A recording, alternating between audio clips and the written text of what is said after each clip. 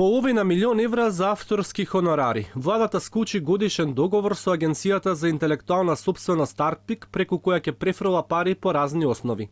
Нема ограничување на бројот на луѓе што ќе бидат ангажирани и ќе земат дел од колачот, а поединечните исплати ќе се прават по потреба. Вредноста на договорот ќе се реализира во зависност од бројот на авторите што договорниот орган ќе има потреба да ги ангажира преку авторската агенција. Овој договор е за најмногу 1 година. Пишува во тендерската документација. Алфа побара до објаснување од владата зошто сега се склучува ваков договор и дали авторите ќе бидат вклучени и во референдумската кампања.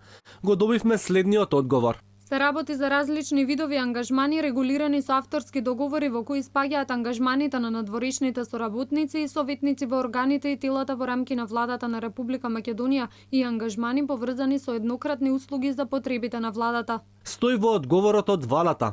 Ова е само последен во низата договори што ги склучува државата за временно ангажирање луѓе. Претходно јавното предпријатие Комунална хигиена преку Агенцијата за привремени вработувања мотиви одвои 1.850.000 евра за работници. Со овие пари на годишно ниво и со просечните плати во тој сектор може да бидат ангажирани стотици луѓе. Само овој месец над 10 државни институции имаат објавен огласи за вработување и на определено и на неопределено. Во време на распишан референдум се нудат позиции за советници, соработници, помлади соработници, раководители за солидни плати.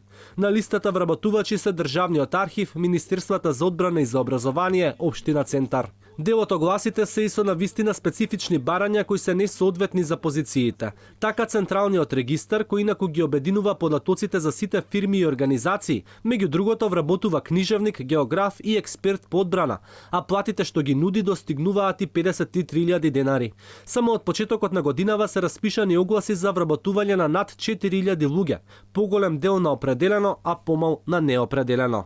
И додека се вработуваат нови административци, старите се жалат на притисоци преку закани и казни. Па јас веќе 7 години работам во едно од министерствата.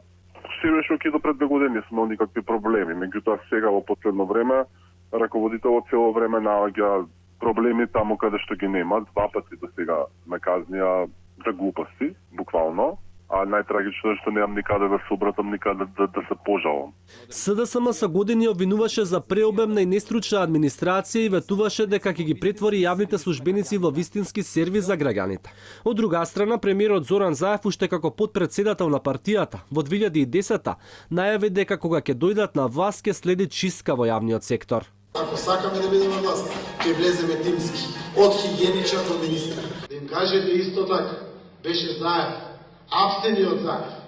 Живи луѓе има да јаде на котлета. Чистките во јавниот сектор почна од градинките и училиштата, стотина воспитувачки и наставнички останаа без работа, откако не им беа продолжени договорите, а на нивно место беа ангажирани нови.